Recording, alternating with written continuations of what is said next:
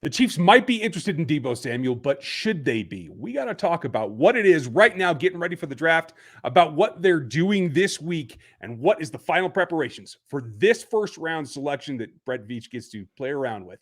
We're going to get into it all today on Locked On Chiefs. From the land of the free and the home of the Chiefs, this is the Locked On Chiefs podcast.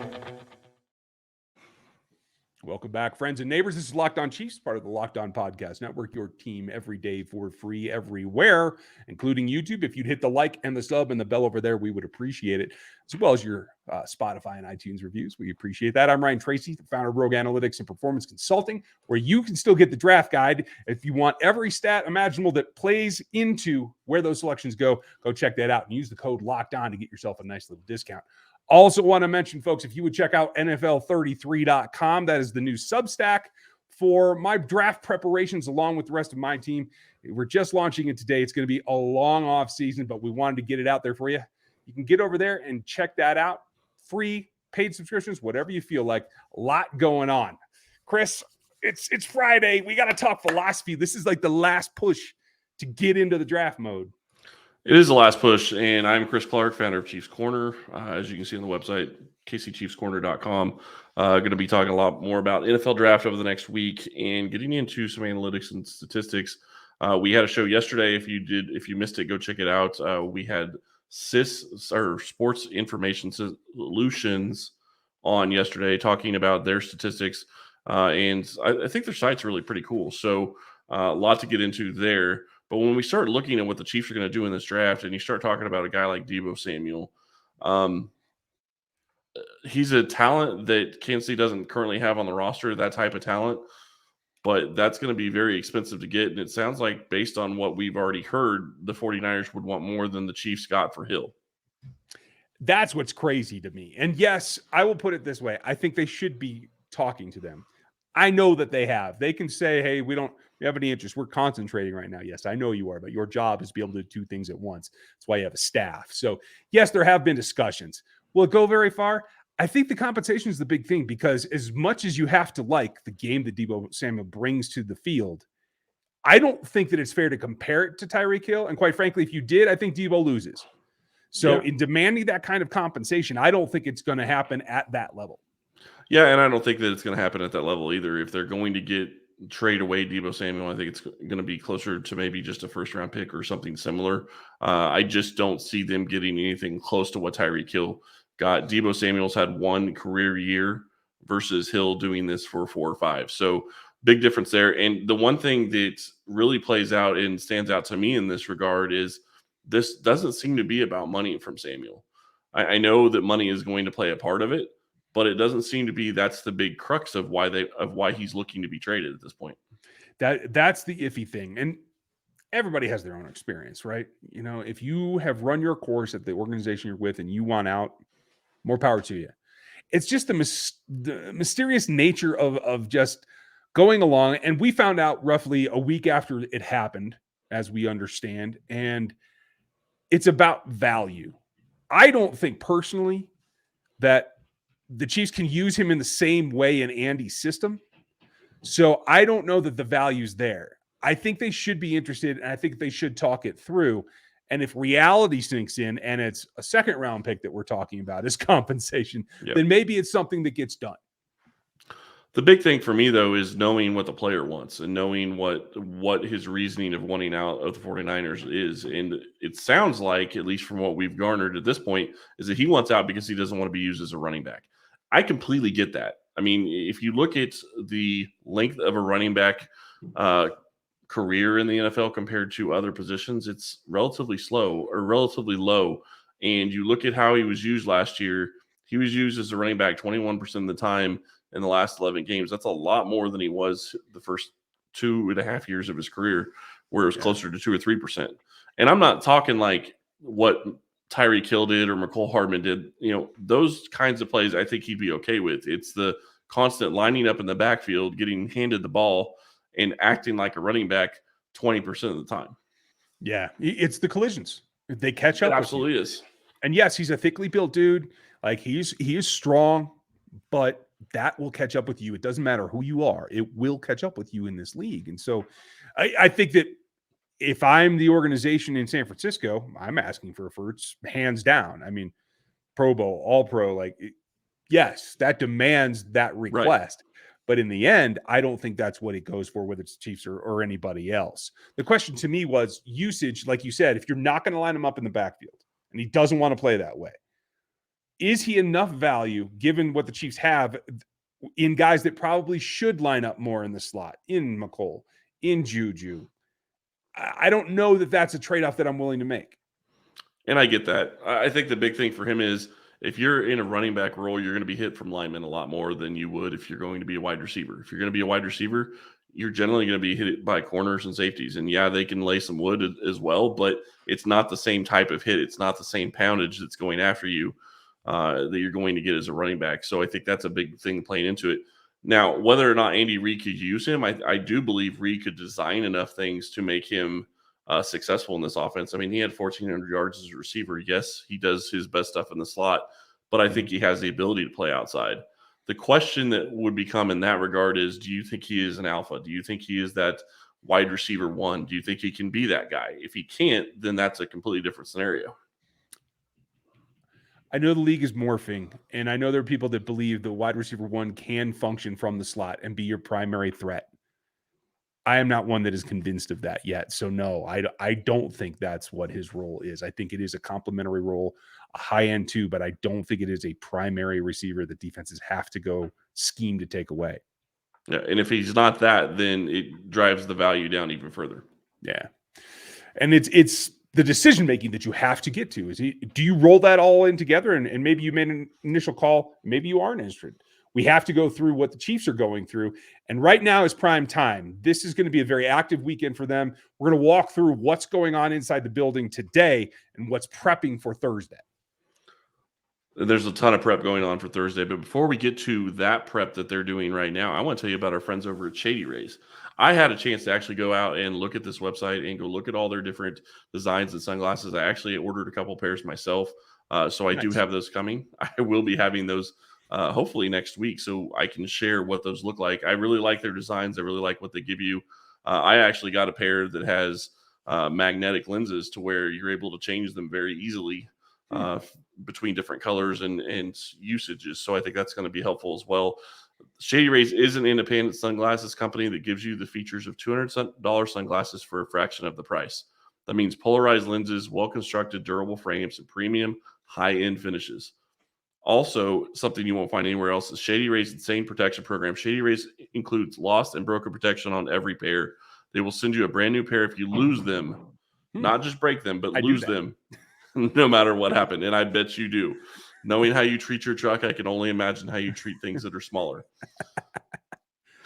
Give them a try. And if you don't love them, you'll pay nothing. It's as simple as that.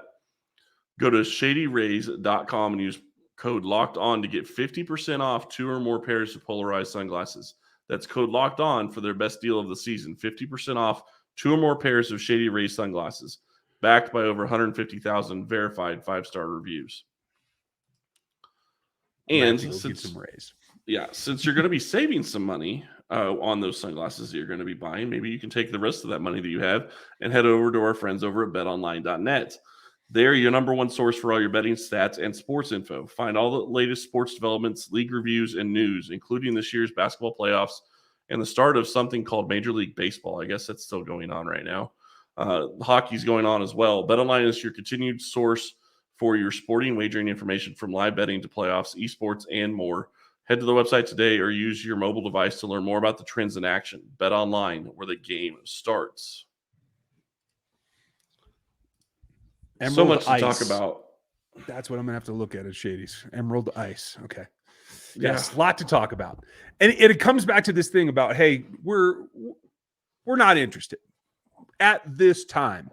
That meant, as we've heard from Brett Veach before, as he said, hey, we're not doing anything with Orlando Brown at this time. And 5 minutes later, he was traded to the Kansas City Chiefs. So, which, by the way, would have happened a week, or would have happened tomorrow, or when this show is playing on Friday, right? A week before the draft, 6 days before the draft is when they traded for Orlando Brown. So that is key here. If Kansas City is going to make a move, it's going to be now.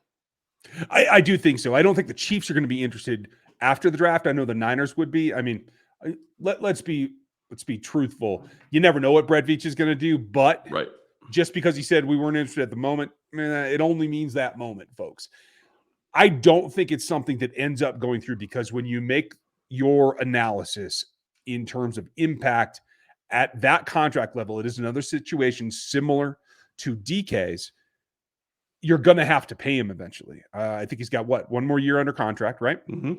So it's coming up quick. Now, I like him on the field, and this is where I have to take that hat off and talk about your field of expertise in the cap. I just can't see that being worth it when you can get two players at the position, probably two that you really like, at less than half of that cost it's going to be for him just on the end of his rookie contract, let alone what you'll have to pay him afterwards. And this goes back to what I said about DK, and this goes back to what I said about AJ Brown when we've talked about AJ Brown as well. You can pay those guys. The Chiefs can pay those guys. The question that it comes down to me is you don't pay those guys unless you think he is going to be your alpha and you believe that he can be your guy that can step in and defenses are going to have to worry about him every single play. If he can be that, then it's worth paying whatever you're going to end up having to pay him. And you have the ability to spread the cap out however you see fit. Maybe you give a bigger signing bonus to a guy like Deebo or DK or AJ Brown or somebody like that, where you get a spread out, give them a $50 or $60 million signing bonus, which is not normal with wide receivers. But if you do that, you can spread that out over 5 or 6 years and defray the cost or delay the cost a little bit. So there's options there. You can pay him if you want to. The question becomes, is it worth the cap space that you're going to have to spend? And is it worth the draft capital you're going to have to spend? And that's one of the biggest keys. And that's kind of why I started over at Chiefs Corner doing a breakdown of all the different position groups, what we've spent what the Chiefs have spent cap-wise, what they spent draft capital, because that's really what it comes down to, that the team has to look at. Where are we short in our different areas and where do we need to continue to add? And wide receiver, in my mind, I still think it's probably the number one need. And I understand people wanting to say edges. I get it. Edges. But, I thought that was my cue. Sorry. Go ahead. Say it. I get it. But they have guys that can actually start, not maybe get the production you want, but they have guys that can start that are going to be there for a couple of years. Wide receiver has nobody past next year or past this year. And MVS is possible. Right. It's possibly a cut. And that's my focus too, is going back to this class is pretty good. It's deep and it's varied. And I think you need a multiple, not just a role, but you have multiple roles that you need to fill. So I think you need multiple bodies. And I think if you can get weapons now in an interesting class that allows you to kind of build out that basketball team, like we hear a lot of the national media talk about, well, it's because guys actually follow that philosophy in the league. We haven't seen that necessarily with Brett Veach so far, but I think we're starting to see that. And if you have some smaller, speedy guys, you have some bigger bodied guys that still have some speed. I think speed's going to be kind of like the prerequisite for everybody. But more bodies for the same cost, I think, helps, especially when they're all on rookie contracts and they all have upside.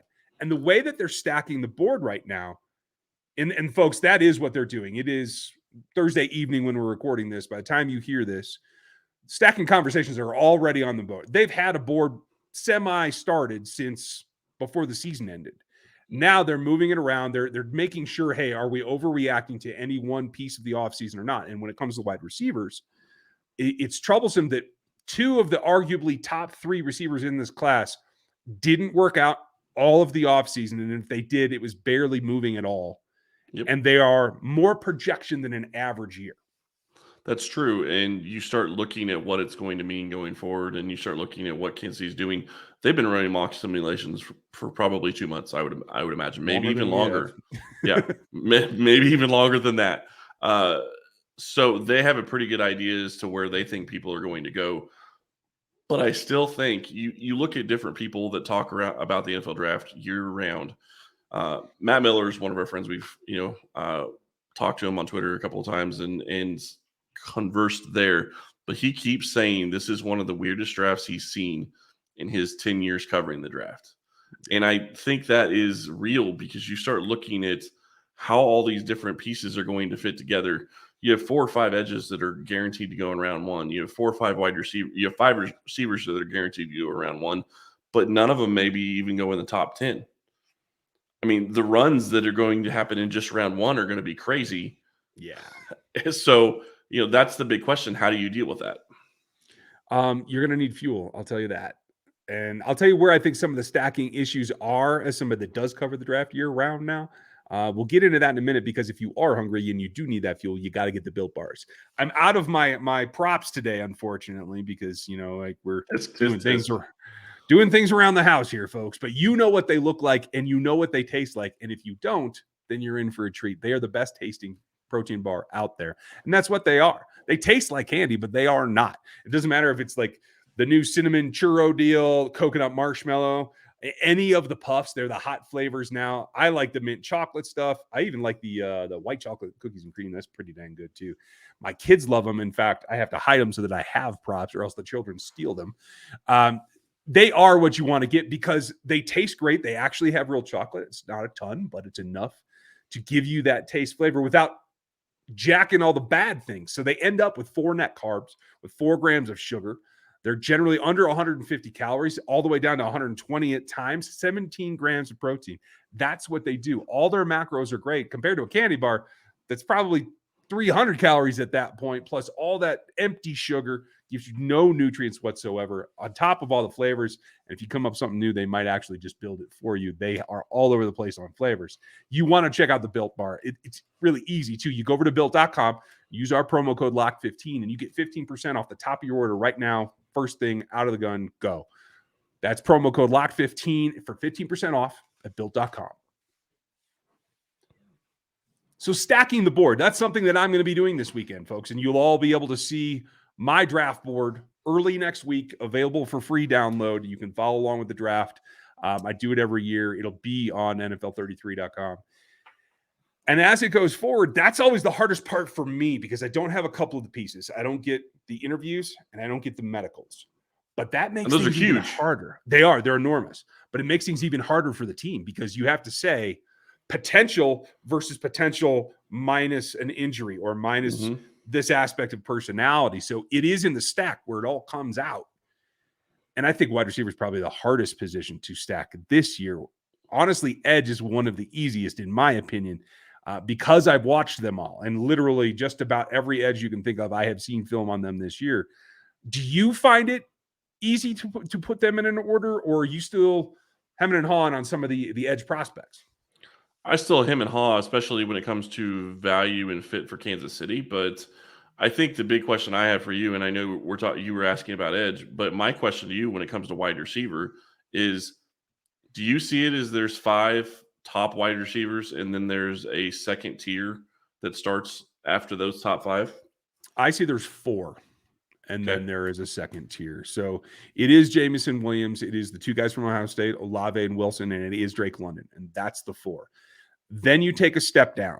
And then it's Jahan Dotson, who can do everything for you, but isn't the explosive player that some of those guys are in one way or another. And then it's Treylon Burks. And then it goes on from there. So and I think those guys might be a second tier all in themselves, just those 2 guys. Fair enough. And I have to ask this because we were talking about Deebo earlier. Do you think that you can get the same type of production that you got from Deebo Samuel with a guy like Treylon Burks? I do not. People like to make that comparison, and the acceleration. I saw that today. That's why I'm asking. Okay, yeah. The acceleration and the lateral agility is not the same. Yep. Yes, he does some of the similar things in that he's given the ball in the backfield and he works on the jet sweeps and he works the little unders that turn into big yards.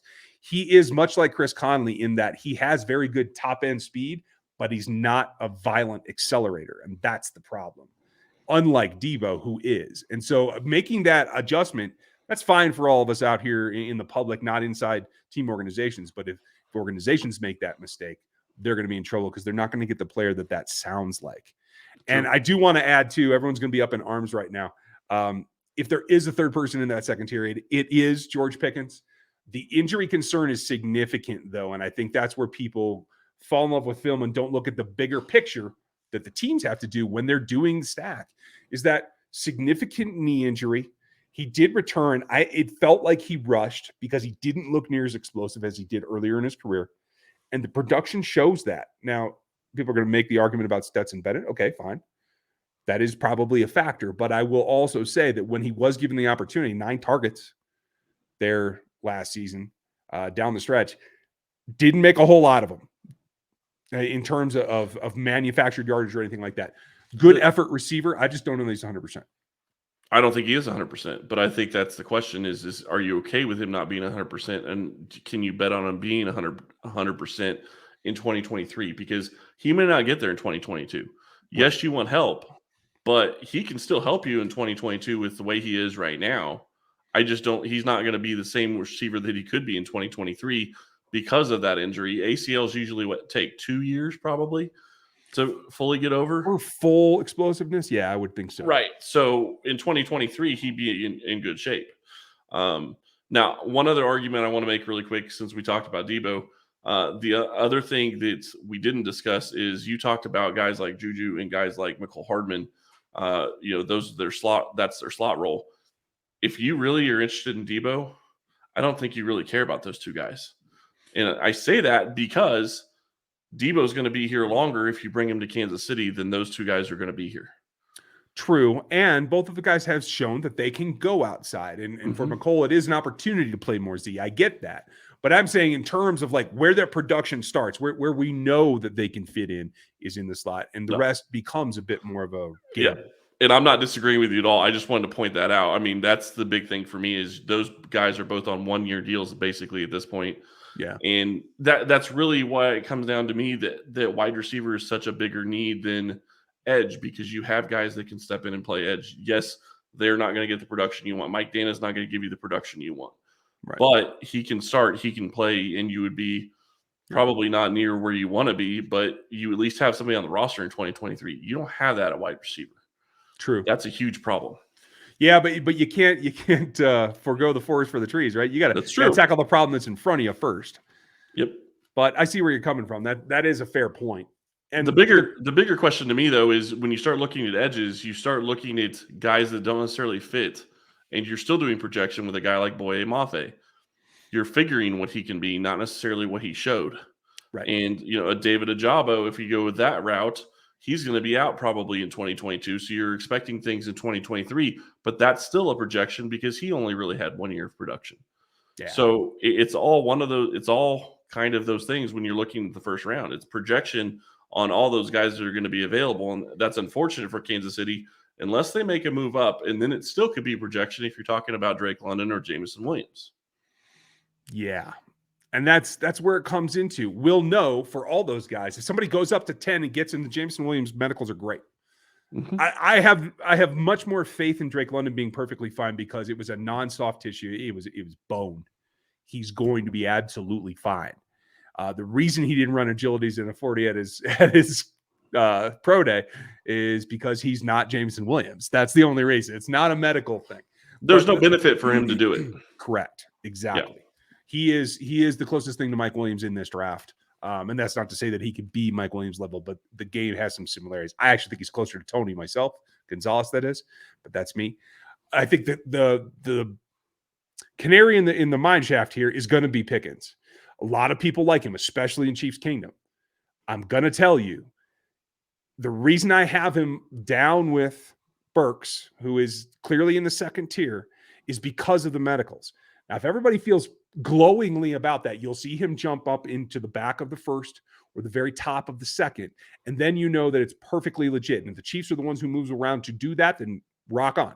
I won't have any problem with it. If you don't see him until 50 plus, there's something wrong with that medical. Yeah, and the teams are going to know that. We're not going to know that going into it unless somebody breaks that, which generally isn't going to be the case going into a draft. People aren't usually going to be talking about medicals. But I think that's a big question with him. And you start looking at what else that could mean for other players. You start looking at where Kansas City could go otherwise. I mean, you have medicals with Ajabo. You have medicals with Pickens. You have medicals with Jameson Williams. And then you start getting to other guys just in general. So you start looking at the corner class. How many corners are going to go in this top round? I mean, the questions that the positions Kansas City needs the most help are positions that are going to be picked over by the time you get to 29 and 30. That's why we've been talking this entire time that they're going to have to move up or they're going to have to move back. They have to choose which way they're going to go. And Now, it's long-term roster building. Sorry, I just want to say this. Long-term roster building. I would love for them to trade back. If they could get an extra third and an extra fourth or an extra second somehow by trading those 2 picks and going back 5 or 10 spots, they're going to be landing in a gold mine of players, because I really do think that you can get a ton of value from 35 to 50, 55, 60. Yeah. And if you can get 3 or 4 of those guys, you get 3 or 4 starters, your cost is so low for the next 4 years. It's huge. I'm completely with you. I think giving up a third in order to take your 29 and go into the 20s or into the teens, I like that, because then you take 30 and you move back and you recover that third, is my guess. So I'm 100% with you. The problem with the corners, I got to tell you, is the 2 guys that like have the nasty streak and the confidence streak that the Chiefs, 2 of the aspects the Chiefs really like, the 2 shortest arm guys in this draft, in McCreary and McDuffie. And I really like McDuffie's film. A lot more zone that kind of hides the fact that he is a good man corner as well. And so that leaves like the classic, like big athlete, long arm kind of guy who doesn't really know what he's doing yet. There's a couple of those guys too. And so that's where I think the Chiefs are probably going to land. Well, and it's a question of, do they go for somebody that is not normally their typical guy? I mean, and you start looking at corner, and I fall back to wide receiver as well, because I think that looking at what Kansas City is going to do in this draft is going to determine how they're going to be running their offense this year, next year, and the next several years. And kind of in the corners as well, because if you start going outside of what your norms have been, you can change things up, and you can, change how things are going to happen. There's still a question whether or not they're going to go trade for a guy like James Bradbury. We haven't talked about that, but I don't think that's something that they're really looking at right now, especially with the cost. Yeah. But you start looking at what they can do at the wide receiver position. Say they went and got a guy like Drake London. That completely changes what they have had on offense, and what their focus has been. And that could open things up a lot differently. Again, building the basketball team a little bit different, right? Maybe you're not a 3-guard team anymore. Maybe you want an actual post-up center. I don't know. I'd rather have a 6-guard team personally.